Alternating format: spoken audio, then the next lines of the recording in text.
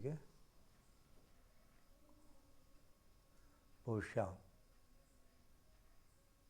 ನಿಮ್ಮ ಚಿಕಿತ್ಸೆ ಇವತ್ತಿಗೆ ಕೊನೆಗೊಳ್ತದೆ, ನಾಳೆಗೆ ಹೊರಡ್ತಾ ಇದ್ದೀರಿ.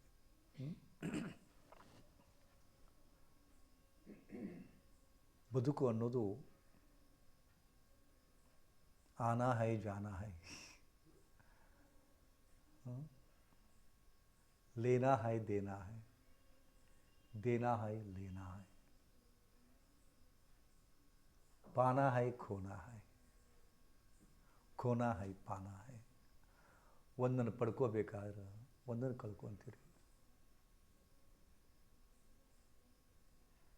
ನೋಡ್ಬೇಕಾರೆ ಇದು ಒಂದು ಒಂದು ಒಂದು ಮಾತನಾಡಿ ಇಡೀ ನಿಮ್ಮ ಜೀವನ. ಅದು ಏನೋ ಪಡ್ಕೊಳಕ್ಕೆ ಹೋದರೆ ಏನೋ ಕಳ್ಕೊಂಡ್ಬಿಟ್ರಿ. ಸರ್ ವಿಚಾರ ಮಾಡಬೇಕಾರೆ, ನಾನು ಹೇಳೋ ಮಾತನ್ನು ವಿಚಾರ ಮಾಡಿರ್ಬೇಕಾರೆ, ಏನೋ ಪಡ್ಕೊಳಕ್ಕೆ ಹೋದ್ರಿ, ಏನೋ ಕಳ್ಕೊಂಡ್ರಿ.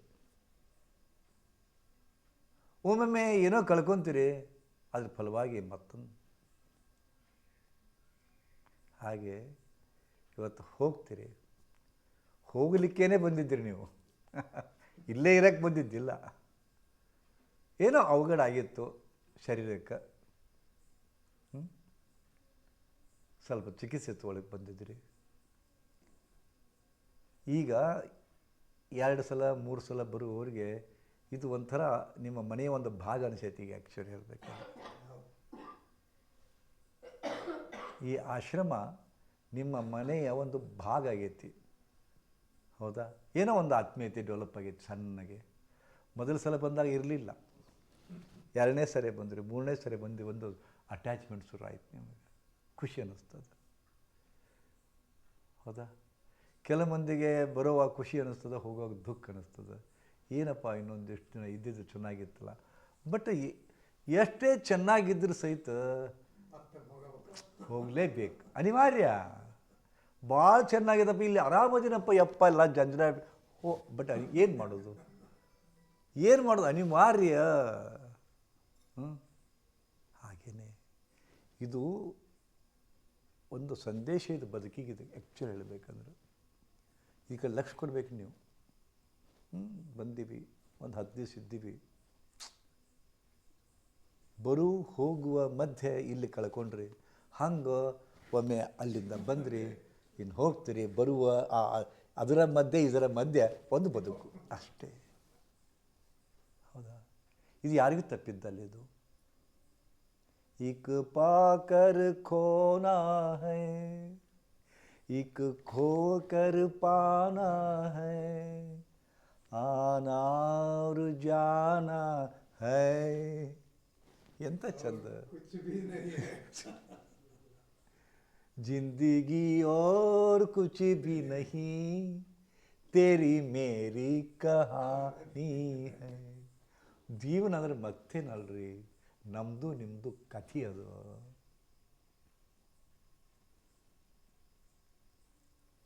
ದಿನ ನನ್ನ ಫೋನಿಗೆ ಮೊಬೈಲಿಗೆ ಎಷ್ಟು ಫೋನ್ ಕಾಲ್ ಬರ್ತಾವಪ್ಪ ಅಂದ್ರೆ,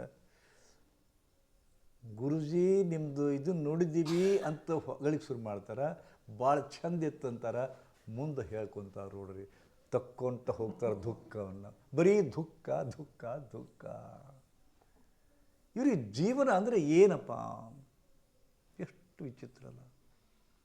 ಮನುಷ್ಯ ಹುಟ್ಟಿದ ಆರಭ್ಯ ಪ್ರತಿ ಕ್ಷಣಕ್ಕೂ ಪ್ರಯತ್ನ ಮಾಡ್ತಾ ಇದ್ದಾನೆ, ಸ್ಟ್ರಗಲ್ ಮಾಡ್ತಾ ಇದ್ದಾನೆ.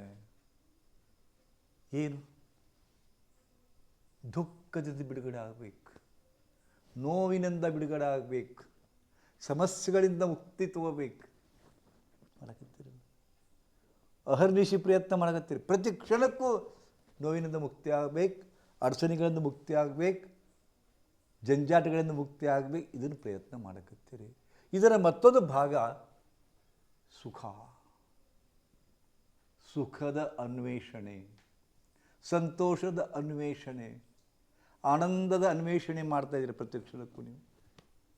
ನೀವು ಮಾಡುವ ಪ್ರತಿ ಪ್ರಯತ್ನದ ಹಿಂದೆ 2 ಭಾಗ ಅದಾವ. ಒಂದೇ ನಾಣ್ಯದ 2 ಮುಖ ಹೇಗೋ ಹಾಗೆ, ಒಂದು ದುಃಖದಿಂದ ನೋವಿನಿಂದ ಮುಕ್ತಿ ತಗೋಬೇಕು, 2ನೇದ್ದು ಸುಖ ಪಡ್ಕೋಬೇಕು. ಗೊತ್ತಾ? ನಿಮ್ಮ ಅಹರ್ನಿಶಿ ಪ್ರಯತ್ನ ಸುಖ ಸುಖ ಸುಖ.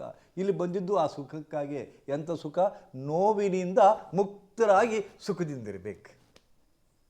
ನೋವಿನಿಂದ ಮುಕ್ತಿ ಪಡ್ಕೊಂಡು ಸುಖದಿಂದಿರಬೇಕು ಅಷ್ಟೇ. ವಿಚಿತ್ರ ಅಂದರೆ ಇಲ್ಲಿ ಬಂದಾಗ ಸ್ವಲ್ಪ ಕಮ್ಮಿ ಆಗುತ್ತೆ, ಟ್ರೀಟ್ಮೆಂಟ್ ಇರ್ತದೆ, ಅದು ಆಗ್ತದೆ, ಸ್ವಲ್ಪ ಪತ್ತೆ ಹಾರಿ ಇರ್ಬೋದು ಕೆಲವು ಮಂದಿಗೆ, ಸ್ವಲ್ಪ ಕಮ್ಮಿ ಅನಿಸುತ್ತೆ, ಖುಷಿಯಿಂದ ಹೋಗ್ತೀರಿ, ಮತ್ತೆ ಮನೆಗೆ ಹೋದ್ಕೊಳ್ಳಿ ಅದೇ ಗತಿ.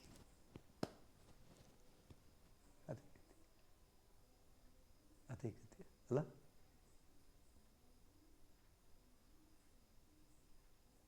ನೀವು ಇಲ್ಲೂ ಇರಲಾರ್ರಿ, ಅಲ್ಲೂ ಇರಲಾರ್ರಿ.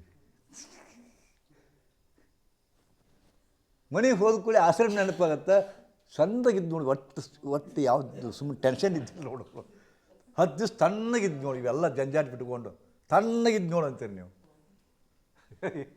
ಅಂತೀರಿಲ್ಲ, ಅನ್ಕೊಂತೀರಿಲ್ಲ, ತಣ್ಣಗಿದ್ದು ನೋಡು ಅಂತೀರಿ. ಯಾಕೆ? ಏನು ಜಂಜಾಟ ಇಲ್ಲಲ್ಲ ಇಲ್ಲಿ. ಸುಮ್ಮನೆ ಟ್ರೀಟ್ಮೆಂಟ್ ತೊಗೊಳೋದದ, ಊಟ ಮಾಡೋದದ, ಹರಟಿ ಹೊಡೆದದ, ಪಾವ ಜಂಜಾಟ ಮುಕ್ತರದಿರ ಅನಿಸುತ್ತೆ. ಬಟ್ ತಾತ್ಕಾಲಿಕ.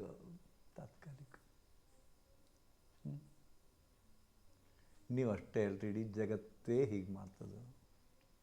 ನೋವಿನಿಂದ ಮುಕ್ತಿ, ಆನಂದದ ಪ್ರಾಪ್ತಿ, ಸಂತೋಷದ ಪ್ರಾಪ್ತಿ, ಇವಿಷ್ಟೇ ನಾವು ಮಾಡ್ತಾ ಇರೋದು. ಬಟ್ ಯೋಗದ ಒಂದು ಕಟು ನಿಯಮವೇ ಅದು. ಯೋಗ ಅಂದರೆ ಏನು? ಪದೇ ಪದೇ ನಾ ಹೇಳ್ತಾ ಇರ್ತೀನಲ್ಲ, ಯೋಗದ ವ್ಯಾಖ್ಯಾನ ಏನಪ್ಪ ಅಂದ್ರೆ ಸರ್ವ ಚಿಂತಾ ಪರಿತ್ಯಾಗ ನಿಶ್ಚಿಂತಂ ಯೋಗ ಮುಚ್ಚತೆ. ಯೋಗದಲ್ಲಿ ಮತ್ತೇನಲ್ರಿ, ಎಲ್ಲ ಚಿಂತೆ ಕಷ್ಟ ನೋವುಗಳನ್ನ ದೂರ ಸರಿಸಿ ಸಂತೋಷದ ಸ್ಥಿತಿಯಲ್ಲಿ ಯಾವುದು ನಿಮ್ಮ ನೀಡ್ತದೆ ಅದು ಯೋಗ. ನೀವು ಯೋಗ ಅಂದರೆ ಕೈ ಎತ್ತು ಕಾಲೆತ್ತು ಇಷ್ಟೇ ತಿಳ್ಕೊಂಡಿದ್ದೀರಿ, ಗೊತ್ತಾ? ಅಹರ್ನಿಶಿ ಪ್ರಯತ್ನ ನಡೆಸಿದ್ದೀರಿ. ಈ ಸುಖದ ಹುಡುಕಾಟ ಅಂತ ಮಾಡಕತ್ತೀರಿ ನೀವು. ಈ ಸುಖದ ಹುಡುಕಾಟ ನೀವಷ್ಟೇ ಮಾಡ್ತೀರಿ ಅಂತ ತಿಳ್ಕೊಬ್ಯಾಡ್ರಿ. ಮಹಾಭಾರತ ಪ್ರಸಂಗದೊಳಗೆ ಅರ್ಜುನ ಒಂದು ಮಾತನ್ನು ಕೇಳ್ತಾನ ಕೃಷ್ಣಗೆ, ಕೃಷ್ಣ ಏನಿದು ಬದುಕು, ಏನಿದು ಮಾಯಾ ನಿಂದು? ಒಮ್ಮೆ ಸುಖ ಸಿಕ್ಕಂಗೆ ಅನಿಸುತ್ತೆ, ಹಿಂಗೆ ಸುಖ ಸಿಕ್ಕತ್ತಂತ ಹಿಗ್ಗುವತ್ತರಿಗೆ ದುಃಖ ಬರ್ತದೆ, ದುಃಖ ಬರ್ತದೆ ಅಂತಿಕೊಂಡು ಕುಗ್ಗುವತ್ತರಿಗೆ ಒಂದಿಷ್ಟು ಸುಖ ಬರ್ತದೆ. ಏನಿದು ನಿನ್ನ ಮಾಯಾಜಾಲ ಅಂತ ಕೇಳ್ತಾನ ಕೃಷ್ಣ. ಮುಗುಳ್ನಗತ್ತಾನ ಅವಾಗ.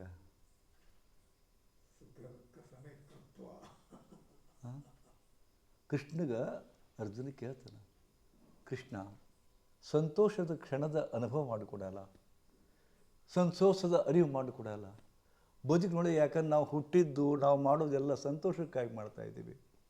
ಈ ಸಂತೋಷದ ಮೂಲ ಏನು? ಇದು ಸ್ವಲ್ಪ ಬಗ್ಗೆ ಪರಿಚಯ ಮಾಡಿಕೊಡಲ್ಲ ಅಂತ. ಭಾಳ ಚಂದ ಬರ್ತಾವ್ರಿ. ನಮ್ಮ ಭಾರತೀಯ ಆಧ್ಯಾತ್ಮ ಲೋಕದೊಳಗೆ ಒಂದು ಮಜಾ ನೋಡಿರ್ಬೇಕಾರ, ಡೈರೆಕ್ಟ್ ದೇವರು ಎಂದೂ ಹೇಳೋದಿಲ್ಲ, ಹೇಳಿಸ್ತಾನೆ. ಆ್ಯಕ್ಚುಲಿ ಹೇಳಬೇಕಂದ್ರೆ ಭಗವದ್ಗೀತೆಯನ್ನು ನೀವು ದಯವಿಟ್ಟು ತಪ್ಪು ತಿಳ್ಕೊಬೇಡಿ, ಇದು ನನ್ನ ವಿಚಾರ ಅಷ್ಟೇ. ಮತ್ತು ಅದ್ರಿಗೆ ದೊಡ್ಡ ಕಾಂಟ್ರವರ್ಸಿ ಮಾಡೋಕೆ ಹೋಗ್ಬೇಡ್ರಿ, ಗುರುಗಳು ಹಂಗೆ ಹೇಳಿದ್ರು ಅಂದ್ಕೊಂಡು. ಭಗವದ್ಗೀತೆ ಅಧ್ಯಾಯ 700 ಶ್ಲೋಕಗಳು ಕುತ್ಕೊಂಡು ಪ್ರವಚನ ಮಾಡ್ತಾನೆ ಅಲ್ಲೇ. ಹಂಗಿದು ಏನು ಅವ ಏನು ಹೇಳ್ತಾನೆ ಅರ್ಜುನ? ಅವ ದೊಡ್ಡ ಅಗದಿ ಅರ್ಜುನಿಗೊಂದು ಸೊಕ್ಕ ಇರ್ತದೆ, ಗರ್ವ ಇರ್ತದೆ. ಇವ್ ಸಾರಥಿ ಅಂತ ತಿಳ್ಕೊಂಡಿರ್ತಾನೆ ಇವ ಅರ್ಜುನ. ಸಾರಥಿ ಅಂತಾನೆ ಅವಾಗ. ಕೃಷ್ಣ ಅನ್ನೋದು ಸಾರಥಿ, ನನ್ನ ರಥವನ್ನು ಆ ಶತ್ರುಗಳ ಇದಕ್ಕೆ ತೊಗೊಂಡು ಹೋಗಿ ನನಗೆ ಅಂತ ಕೇಳ್ತಾನ. ಬಾ ಮಗನ ಸೊಕ್ಕ ಬರ್ತಿರ್ಗ ಅಂತಾನ ಅವ. ತೊಗೊಂಡು ಹಿಂಗೆ ಬಂದು ನಿಲ್ಲಿಸ್ತಾನ. ಮುಂದೆ ಕಾಣಿಸ್ತಾನೆ ಭೀಷ್ಮ ಕಾಣಿಸ್ತಾನೆ, ದ್ರೋಣ ಕಾಣಿಸ್ತಾನೆ, ಕೃಪಾಚಾರ್ಯ ಕಾಣಿಸ್ತಾರ, ದುರ್ಯೋಧನ ಕಾಣಿಸ್ತಾನ, ಎಲ್ಲರೂ ಕಾಣಿಸ್ತಾರ. ನೋಡ್ತಾನೆ ಇದು ಒಳಬಿಡ್ತದೆ ಯೋಗ. ನಾ ಯಾರ ಮ್ಯಾಗ ಯುದ್ಧ ಮಾಡಕತ್ತೀನಿ, ಯಾರನ್ನು ಸಾಯ್ಸಕ್ಕೆ ನಾ ಹೊಂಟೀನಿ ಒಂದು ಕೈಕಾಲು ತರ ತರ ತರ ನಡುಗುತ್ತಾವೆ. ಅವ ಹೇಳ್ತಾನೆ, ಕೃಷ್ಣ ನನ್ನ ಕೈಕಾಲು ನಡಕತ್ತೇವ.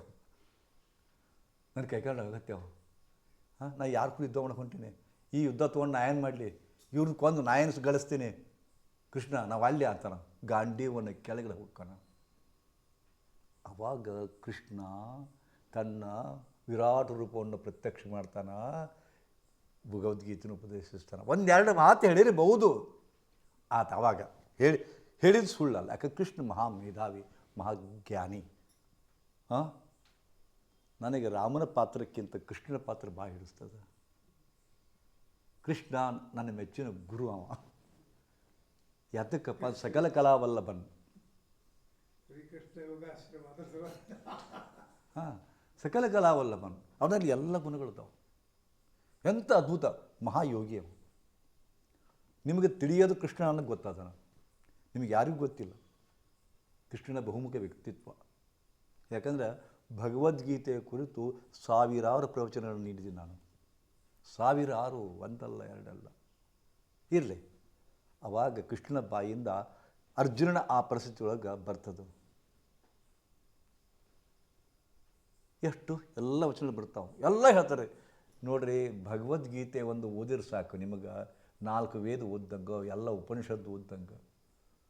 ಅದಕ್ಕೆ ಅದು ವೇದ ನೋಡ್ರಿ. ಈ ಮಹಾಭಾರತವನ್ನು ಬರೆದವ್ರು ಯಾರು? ವ್ಯಾಸರು. ಮಹಾಭಾರತ ಒಂದು ಯುದ್ಧ ಕತೆ, ಸಂಸಾರಿಕ ಕತೆ. ಆದರೆ ವ್ಯಾಸರು ಮಹಾಭಾರತದ ಮೂಲಕ ವಿಷ್ಣು ಸಹಸ್ರನಾಮ ಅನ್ನು ಕೊಟ್ಟಾರ, ಭಗವದ್ಗೀತೆಯನ್ನು ಕೊಟ್ಟಾರ. ಭಗವದ್ಗೀತೆ ಒಂದು ಶ್ಲೋಕ ಹೇಳ್ತಾರೆ, ಸರ್ವೋಪನಿಷದೋ ಗಾವೋ, ಸರ್ವೋಪನಿಷದೋ ಗಾವೋ ದುಗ್ಧ ಗೋಪಾಲನಂದನ. ಸರ್ವೋಪನಿಷದೋ ಗಾವೋ ದೋಗ್ಧ ಗೋಪಾಲನಂದನ ಪಾರ್ಥೋ ವತ್ಸೋ ಸುಧೀರ್ಭೋಕ್ತೋ ದುಗ್ಧಂ ಗೀತಾಮೃತಂ ಮಹತ್. ಏನು ಅದ್ಭುತ! ಇದು ಒಂದು ವಾಕ್ಯ ಸಾಕ್ರಿ. ಏನದ? ಸರ್ವೋಪನಿಷದೋ ಗಾವೋ. ಎಷ್ಟು ಉಪನಿಷತ್ತುಗಳದಾವೆ? 106 ಉಪನಿಷತ್ತುಗಳದಾವೆ. 108 ಅಂತ ಒಬ್ರು ಹೇಳ್ತಾರೆ, ಅದಕ್ಕಿಂತ ಹೆಚ್ಚು ಅಂತ ಒಬ್ರು ಹೇಳ್ತಾರೆ. ಇರಲಿ, ಎಲ್ಲ ಉಪನಿಷತ್ತುಗಳು ಆಕಳುಗಳಿದ್ದಂಗೆ. ಸರ್ವೋಪನಿಷದೋ ಗಾವೋ ದೋಗ್ಧ ಗೋಪಾಲನಂದನ. ಆ ಆಕಳುಗಳಿಂದ ಹಾಲು ಕರೆದು ಕೊಡವ ಯಾರಪ್ಪ ಅಂದ್ರೆ ಗೋಪಾಲನಂದನ, ಕೃಷ್ಣ. ಎಷ್ಟು ಅದ್ಭುತದ, ಹೌದಾ? ಪಾರ್ಥೋ ವತ್ಸೋ ಸುಧೀರ್ಭೋಕ್ತೋ. ಯಾರಿಗೆ ಕೊಡ್ತಾನಮ್ಮ? ಆ ಹಾಲನ್ನು ಕರೆದು ಅರ್ಜುನಿಗೆ ಕೊಡ್ತಾನೆ. ಮತ್ತು ಹಾಲು ಯಾವುದಪ್ಪ ಅಂದರೆ ಎಲ್ಲ ಕರೆದು ಹಾಲು ಯಾವುದಪ್ಪ ಅಂದರೆ ಗೀತಾ. ಏನು ಅದ್ಭುತ ರೀ! ಇದರ ಆಳ ಅರಿವು ಗೊತ್ತಾಗುತ್ತೆ ನಿಮಗೆ. ಅದ್ಭುತ. ಅದಕ್ಕೆ ದಿನಾಲು ಗೀತಾ ಓದ್ತಾ ಇರ್ರಿ, ಭಗವದ್ಗೀತೆಯನ್ನು. ನಿಮ್ಮ ಸರ್ವ ಸಮಸ್ಯೆಗಳಿಗೂ ಅಲ್ಲಿ ಪರಿಹಾರದ. ಓಕೆ, ಒಂದಾಯ್ತಾ? ನಾನು ಹೇಳೋದು ವೇದವ್ಯಾಸರೇ ಇದನ್ನು ಬರೆದದ್ದು. ಒಂಥರ ಒಂದು ಒಂದು ಒಂದು ಪ್ಲಾಟ್ಫಾರ್ಮ್ ನಿರ್ಮಾಣ ಮಾಡ್ತಾರೆ. ಹಿಂಗೆ ಯುದ್ಧ ಶುರು ಆಯಿತು, ಕೃಷ್ಣ ಹೇಳಿದ ಅಂತಿಕೊಂಡು ಅದನ್ನು ನಾನು ಹೇಳಿದೆ ಅಂತಿಕೊಂಡು ವೇದವ್ಯಾಸರು ಹೇಳಿದ್ರೆ ಯಾರು ಯಾವ ಋಷಿ ಗಡ್ಡ ಬಿಟ್ಕೊಂಡು ಹೇಳ್ತಾರೆ. ಕೃಷ್ಣನ ಬಗ್ಗೆ ಒಂದು ಚರಿಸ್ಮಾ ಇತ್ತು ಇಡೀ ಲೋಕದೊಳಗೆ. ಕೃಷ್ಣ ಅಂದರೆ ದೇವರಂತ ಒಪ್ಕೊಂಡಿದ್ರು. ಅವನ ಬಾಯಿಂದ ಬಂದಂತಿಕೊಂಡು ಗೀತಾ ಫೇಮಸ್ ಆಗ್ತದ್ದು. ಹೇಳಿದವ ಯಾರು? ವೇದವ್ಯಾಸನ. ಬರೆದವ ಯಾರು? ವೇದವ್ಯಾಸ. ಆದರೆ ಹೇಳಿದ ಅಂತಿಕೊಂಡು ಬಂದದ್ದು ವೇದವ್ಯಾಸನ. ವೇದವ್ಯಾಸನು ತನ್ನ ವಿಚಾರಗಳನ್ನು ಕೃಷ್ಣನ ಬಾಯಿಂದ ಹೇಳಿಸ್ತಾನೆ. ಇದು ತಿಳ್ಕೊರಿ, ಕೃಷ್ಣನ ಬಾಯಿಂದ ಹೇಳ್ತಾನೆ. ಅವು ವೇದವ್ಯಾಸರ ವಿಚಾರಗಳೇ ಅವು. ಒಪ್ತಿರಿ? ಇಲ್ಲಿ ಹೇಳಿರ್ಬೇಕಾದ್ರೆ ಶ್ರೀ ಭಗವಾನ್ ವಾಚ ಅಂತ ಭಗವಂತ ಹೀಗೆ ಹೇಳಿದ. ಯಾವ ಭಗವಂತ? ಇನ್ನೂ ಮುಂದೆ ನಮ್ಮ ನಮ್ಮ ಭಾರತೀಯ ಸಂಸ್ಕೃತಿಯ ಒಂದು ಪ್ರತೀಕ ಅದು. ಎಲ್ಲ ವೇದ ಉಪನಿಷತ್ತುಗಳು ಪುರಾಣಗಳು ಹೆಂಗೆ ಬರ್ತಾವಪ್ಪ ಅಂತಂದ್ರೆ, ಒಂದು ಪಾರ್ವತಿ ಪ್ರಶ್ನೆ ಹಾಕ್ತಾಳ, ಶಿವ ಹೇಳ್ತಾನ. ಪಾರ್ವತಿ ಹೀಗೆ ಕೇಳಿದಳು, ನಾಥ ಹೇ ಪ್ರಭು ಹಿಂಗ್ಯಾಕೆ ಕೇಳ್ತಾನ. ಅದಕ್ಕೆ ಈ ಉತ್ತರವಾಗಿ ಶಿವನು ಹೀಗೆ ಹೇಳಿದನು ಶುರುವಾಗುತ್ತೆ. ಹೌದಾ? ಹೆಂಗೆ ಒಮ್ಮೆ ಗಣಪತಿ ಹೇಳ್ತಾನ ಅವ, ಇಲ್ಲಿ ಕೃಷ್ಣ ಅರ್ಜುನಿಗೆ ಹೇಳ್ತಾನ. ಹಿಂಗೆ ಒಬ್ಬರಿಗೆ ಎಂಥ ಟೆಕ್ನಿಕ್ ಇರಬೇಕ್ರಿ. ಈಗ ನಾವು ಬಡ ಶಾಲ್ಯಾಗ ಓದಿರ್ತೀವಿ ನಾವು. ಫಾರಿನರ್ಸ್ ಬಂದು ಹೇಳ್ತಿದ್ರು ಅವರು, ಈ ನಿಮ್ದೆಂಥ ಪದ್ಧತಿ ಅಂದ್ಕೊಂಡು. ನಿನ್ನಂಥ ಪದ್ಧತಿ ಹೋದ್ರೆ ಹೋಗ್ಬಿಡ್ತಾವೆ ಒಂದು ತಾಸು. ಅಂತ ಯಾಕಂದ್ರಪ್ಪ ಅಂತಂದ್ರೆ ಕ್ವಶನ್ ಕೇಳಬೇಕು, ಮನಸ್ಸಿನ ಸಂದೇಹಗಳನ್ನು ಕೇಳಬೇಕು, ಗುರು ಅದಕ್ಕೆ ಉತ್ತರ ಕೊಡಬೇಕು. ಇದನ್ನು ಎಂದೋ ಪರಿಪಾಲನೆ ಮಾಡ್ಯಾರ ನಮ್ಮ ಆಧ್ಯಾತ್ಮ ಲೋಕದೊಳಗೆ.